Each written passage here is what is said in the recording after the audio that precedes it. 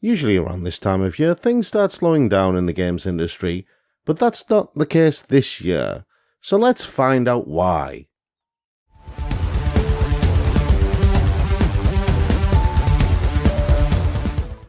Hi, I'm Prob, and welcome to News Trash here on The Geek Show, your regular look at the more interesting things that have been happening in video games over the last few days.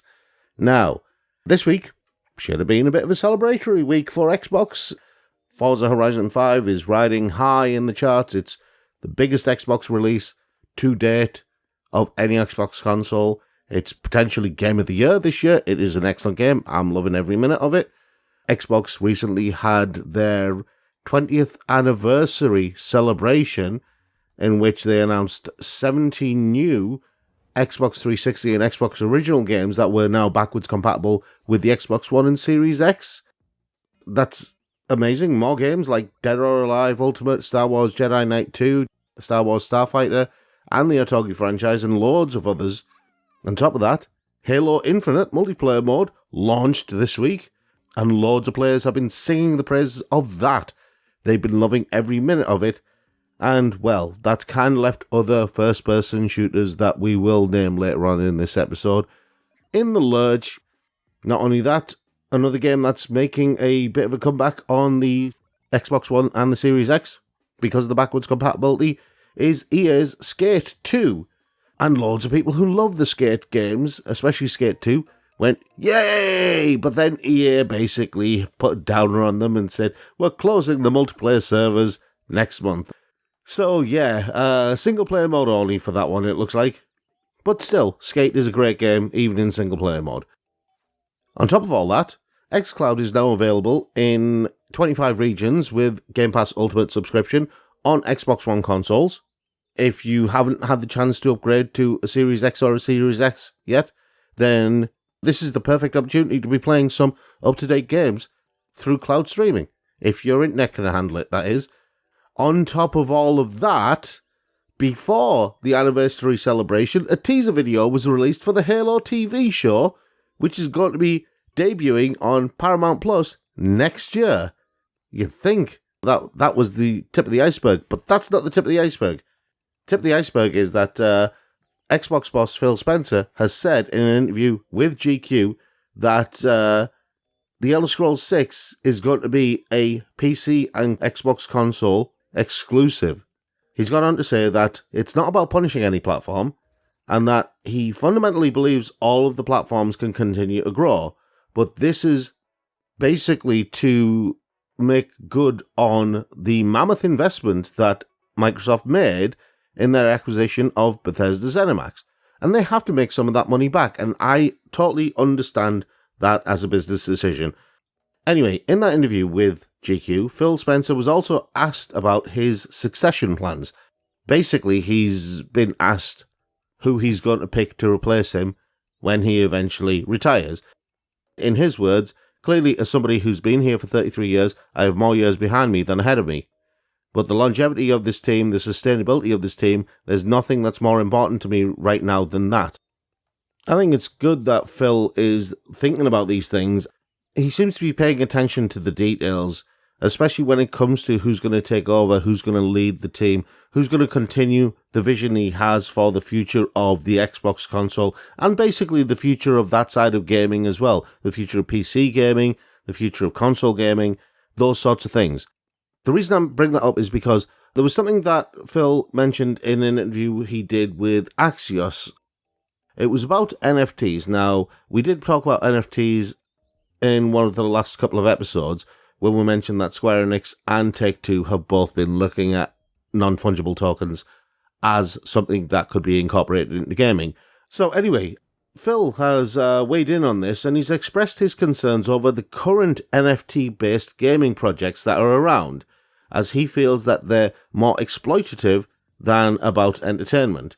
In the interview, he says, what I'd say today on NFT, all up, is I think there's a lot of speculation and experimentation that's happening, and that some of the creative that I see today feels more exploitative than about entertainment. I don't think it necessitates that every NFT game is exploitative. I just think that we're kind of in that journey of people figuring it out And I can understand that early on you see a lot of things that probably are not things you want to have in your store.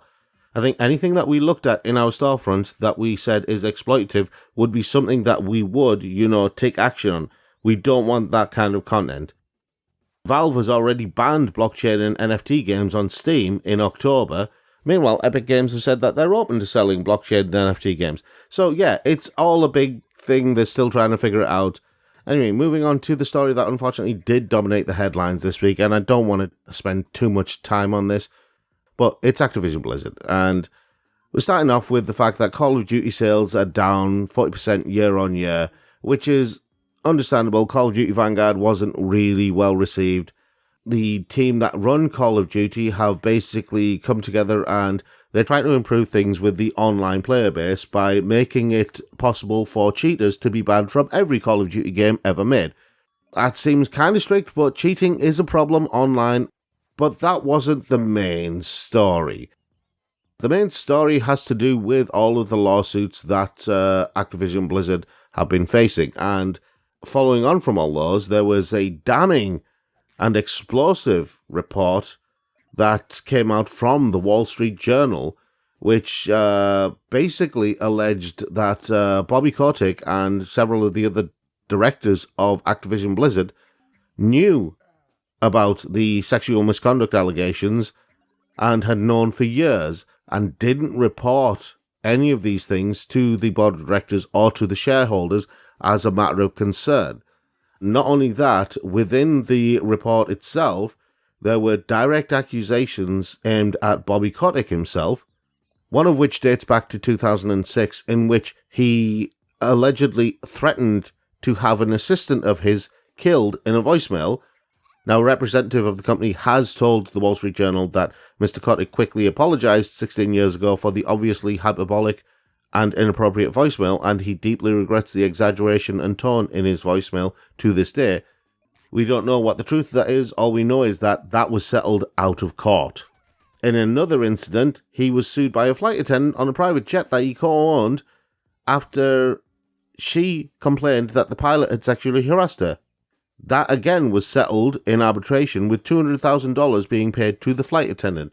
In both those situations, the person making the complaint was paid. And I'm just going to leave that there. So, what's happened because of this Wall Street Journal article? Well, a lot. Following the allegations, the ABK Workers Alliance announced that they were going to stage a walkout. They went onto Twitter and said, "We will not be silenced until Bobby Kotick has been replaced as CEO and continue to hold our original demand for third-party review by an employee-chosen source." On the other hand, Activision Blizzard's board released their own statement, which basically backed Bobby Kotick, saying that the board remains committed to the goal of making Activision Blizzard the most welcoming and inclusive company in the industry. Under Bobby Kotick's leadership, the company is already implementing industry-leading changes, including a zero-tolerance harassment policy, a dedication to achieving significant increases to the percentages of women and non-binary people in our workforce, and significant internal and external investments to accelerate opportunities for diverse talent. So, yeah, the board is backing Bobby Kotick, but weighing into this quagmire is the Strategic Organizing Center Investment Group, the SOC group that we mentioned in News Trash ages and ages ago, who wanted accountability, more accountability from the board of directors at Activision Blizzard in the first place, and they are demanding that Bobby Kotick resign. They might not be the biggest shareholder, but they are a big shareholder. They want Bobby Kotick's resignation, along with two other directors, Brian Kelly and Robert Morgado, and they want them all to resign by December the 31st. Now, according to the Washington Post, Bobby Kotick was aware of many incidents of sexual harassment, sexual assault, and gender discrimination at Activision Blizzard, but failed either to ensure that the executives and managers responsible were terminated or to recognize and address the systematic nature of the company's hostile workplace culture. The letter from the SOC group goes on to state that should the demands not be met, the group will not vote for the current directors at the next annual shareholders meeting and would ask other shareholders to follow suit. So yeah, that's a lot of stuff going on there. And just to cap things off, you remember Activision Blizzard appointed two co-leads, Mike Ybarra and Jen Oneal, to basically take charge of Blizzard? Well, Jen Oneal resigned from the position after 3 months, and it's now come to light the reason why she resigned. And it has everything to do with pay disparity. She and Mike Ibarra apparently brought up the issue of the pay disparity because they were in different positions to each other, having different pay, and then they were in the same position, sharing that position as the lead of Blizzard. They should have got the same rate of pay. He was getting his. Apparently, she didn't get hers, despite multiple demands to Activision Blizzard to pay her the same wage as Mike Ibarra. They didn't actually offer her the same wage until after she'd resigned. So that's another thing that I'm just going to leave there for you to consider. Moving on to our last couple of news stories. So the Ryu Ga Gotoku studio has confirmed that they are working on new franchises, more than one apparently. Now, this is according to an interview that studio director Masayoshi Yokoyama did with Famitsu, and he has revealed that the studio is currently planning a game separate from the Yakuza or Judgement series. They're also working, apparently, on unannounced titles outside of Yakuza and Judgement. I, for one, am happy that they're spreading their wings and doing more stuff. I would like to see more stuff from them that isn't attached to Yakuza and Judgement, but I would also like to see more Yakuza and Judgement. Moving on to Saints Row, Volition CEO Jim Boone has confirmed that the team needs more time to do their vision justice, so the game has been delayed until August 2022. They want to create the best Saints Row, and I, for one, am happy to give them the time to do that. And finally, a nice little story to end things. Sumo Group have pledged to become carbon neutral by 2025. The company is switching to renewable energy to support ecosystem restoration projects, among other things. As part of its plan, the company will be switching to renewable energy and recently launched a scheme to make ultra-low emission vehicles more easily available to its staff in the UK, which is really, really good. It'll also be publishing its first streamlined energy and carbon report and will be following the guidance of British standards, which aims at helping business improve their environmental impact. Fantastic. So, that's your lot for this week. It's never a dull day in the video games world. What did you think of the stories from today? Let us know in the comments below. If you want to know more of what we think about video games, then check out our Impossible Mission series, which is also available on our YouTube channel, where Rob from News Trash and I really get into the nitty-gritty about certain topics in video games. And if you have any topics that you want to suggest that we get into, send us a message. If you're interested in supporting us, then we do have a Patreon. On that, you can find exclusive content like our Director's Lottery podcast. That's it from me for today. I will see you all next time. Until then, thanks for watching.